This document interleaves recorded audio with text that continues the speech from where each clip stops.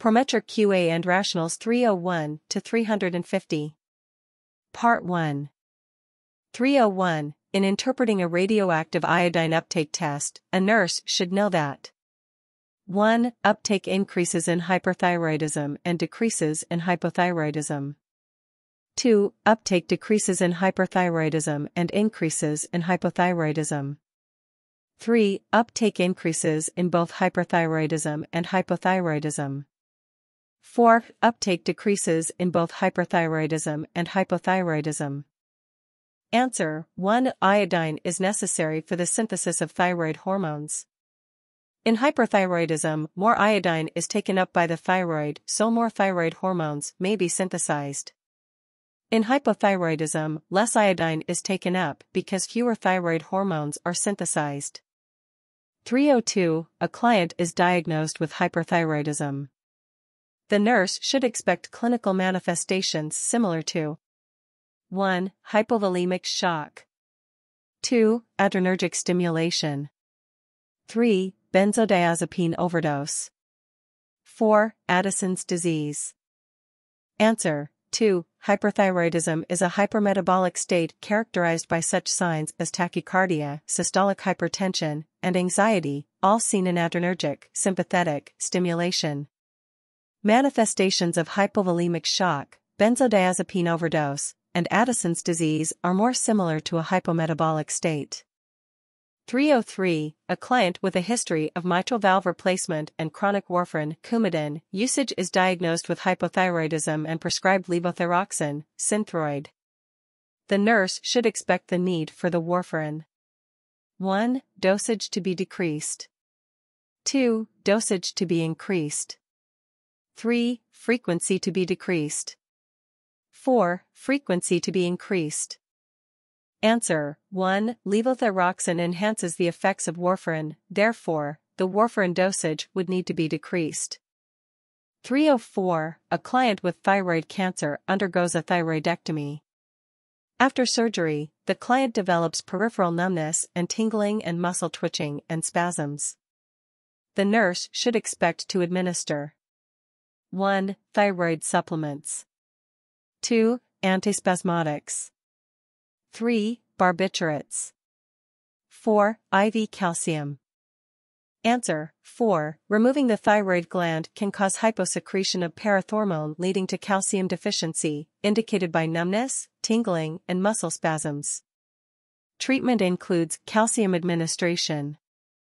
Thyroid supplements will be necessary following thyroidectomy but aren't specifically related to the identified problem. Antispasmodics don't treat the problem's cause. Barbiturates aren't indicated. 305. A client with intractable asthma develops Cushing syndrome. This complication can most likely be attributed to chronic use of 1. Prednisone. 2. Theophylline. 3. Metoprolol. 4. Cromolyn, Intal. Answer: 1. Cushing syndrome results from excessive glucocorticoids. This excess can occur from frequent or chronic use of corticosteroids such as prednisone. Theophylline, metoprolol, and cromolyn don't cause Cushing syndrome. 306. During treatment of a client in Addisonian crisis, it's most appropriate for the nurse to administer IV 1. Insulin. 2. Normal saline solution. 3. Dextrose 5% in half normal saline solution. 4. Dextrose 5% in water. Answer: 2. A client in Addisonian crisis has hyponatremia. It's most appropriate to administer normal saline solution. Hydrocortisone, glucose, and vasopressors are also used to treat Addisonian crisis. Administering dextrose 5% in half normal saline solution, dextrose 5% in water, or insulin would be inappropriate for this client. 307. A client with type 1 diabetes mellitus is learning foot care. The nurse should include which teaching point? 1. It's okay to go barefoot at home. 2. Trim your toenails with scissors regularly. 3. Wear tight-fitting shoes without socks. 4. Wear cotton socks and apply foot powder to your feet to keep them dry. Answer: 4. The nurse should instruct the client to apply foot powder and to wear cotton socks and properly fitting shoes. The nurse should also instruct the client to avoid going barefoot to prevent injury and avoid using scissors to trim his nails. 308. Which nursing diagnosis is most likely for a client with an acute episode of diabetes insipidus? 1. Imbalanced nutrition, more than body requirements. 2. Deficient fluid volume. 3. Impaired gas exchange. 4. Ineffective tissue perfusion. Answer: 2. Diabetes insipidus causes a pronounced loss of intravascular volume. The most prominent risk to the client is deficient fluid volume. Nutrition, as exchange, and tissue perfusion are also at risk because of diabetes insipidus, but this risk is a result of the fluid volume deficit caused by diabetes insipidus. 309. A client with fever and urinary urgency is asked to provide a urine specimen for culture and sensitivity analysis. The nurse should instruct the client to collect the specimen from the 1. First stream of urine from the bladder. 2. Middle stream of urine from the bladder. 3. Final stream of urine from the bladder. 4. Full volume of urine from the bladder. Answer: 2. The midstream specimen is recommended because it's less likely to be contaminated with microorganisms from the external genitalia than other specimens. It isn't necessary to collect a full volume of urine for a urine culture and sensitivity. 310. A client is diagnosed with cystitis. The nurse recommends the client drink cranberry juice. What assessment parameter should the nurse consider to determine if this recommendation has been effective? 1. Urine-specific gravity. 2. White blood cell, WBC, count. 3. pH. 4. Protein. Answer: 3. Because cranberry juice is an acid-ash food that lowers the urine pH, monitoring urine pH would be most useful in evaluating the effectiveness of the intervention. Urine-specific gravity, WBC count, and protein level won't pinpoint the effectiveness of acid-ash food. 311. A client with dysuria is prescribed phenazopyridine, pyridium. The nurse should teach the client to expect urine to be 1. Greater in volume. 2. Orange in color. 3. Pungent in odor. 4. Concentrated in consistency. Answer: 2. Phenazopyridine causes the urine to have an orange color. Phenazopyridine doesn't cause higher urine volume, a pungent urine odor, or concentrated urine. 312. The nurse is instructing a client with oxalate renal calculi. Which foods should the nurse urge the client to eliminate from his diet? 1. Citrus fruits, molasses, and dried apricots. 2. Milk, cheese, and ice cream. 3. Sardines, liver, and kidney. 4. Spinach, rhubarb, and asparagus. Answer: 4. To reduce the formation of oxalate calculi, urge the client to avoid foods high in oxalate, such as spinach, rhubarb, and asparagus. Other oxalate-rich foods to avoid include tomatoes, beets, chocolate, cocoa, Ovaltine, nuts, celery, and parsley. Citrus fruits, molasses, dried apricots, milk, cheese, ice cream, sardines, and organ meats don't produce oxalate and need not be omitted from the client's diet. 313. A nurse is instructing the client about recommended daily fluid consumption. The nurse should tell the client to drink approximately 1. 4 cups per day. 2. 8 cups per day. 3. 12 cups per day. 4. 16 cups per day. Answer: 3. A client with renal calculi should drink 3 L of fluid per day. This amount is equivalent to 12 cups. 314. A client with chronic renal failure reports pruritus. Which instruction should the nurse include in this client's teaching plan? 1. Rub the skin vigorously with a towel. 2. Take frequent baths. 3. Apply alcohol-based emollients to the skin. 4. keep fingernails short and clean.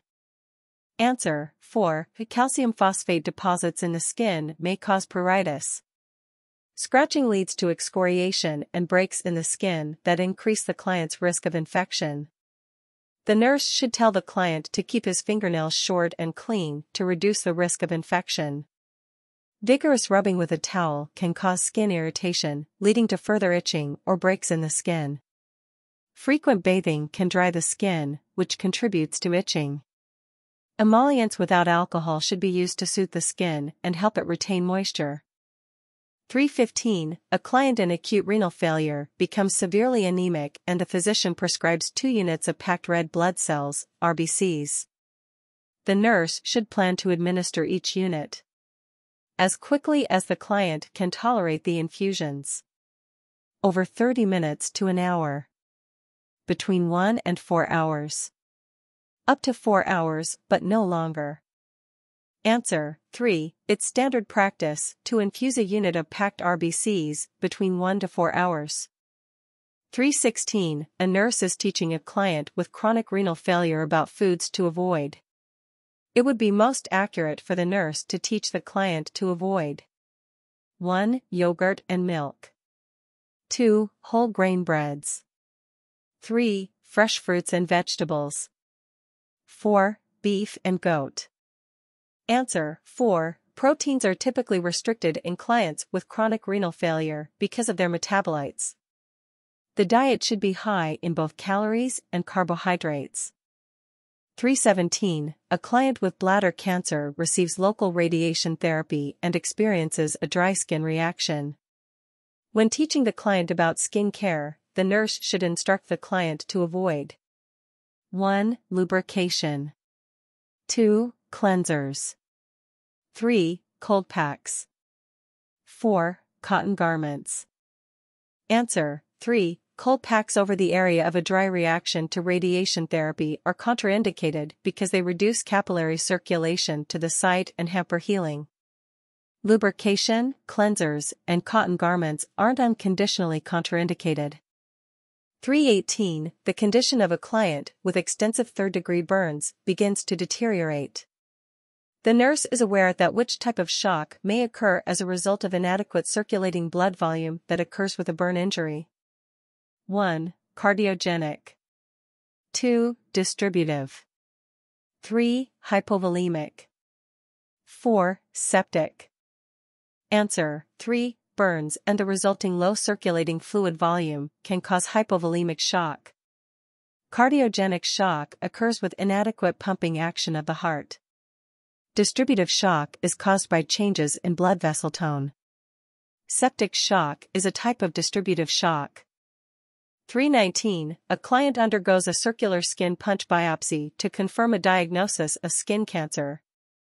Immediately following the procedure, the nurse should observe the site for 1. Infection. 2. Dehiscence. 3. Hemorrhage. 4. Swelling. Answer: 3. The nurse's main concern following a circular skin punch biopsy is to monitor for bleeding. Dehiscence is more likely in larger wounds such as surgical wounds of the abdomen or thorax. Infection is a later possible consequence of a skin punch biopsy, and swelling is a normal reaction associated with any event that traumatizes the skin. 320. A client undergoes hypersensitivity testing with the intradermal technique. When the nurse administers the allergen, at what angle should the needle be inserted? 1. 0 degrees. 2. 15 degrees. 3. 45 degrees. 4. 90 degrees. Answer: 2. The proper angle for intradermal injections is 15 degrees. There are no injections requiring a 0-degree insertion. The subcutaneous angle is 45 degrees and the intramuscular angle is 90 degrees.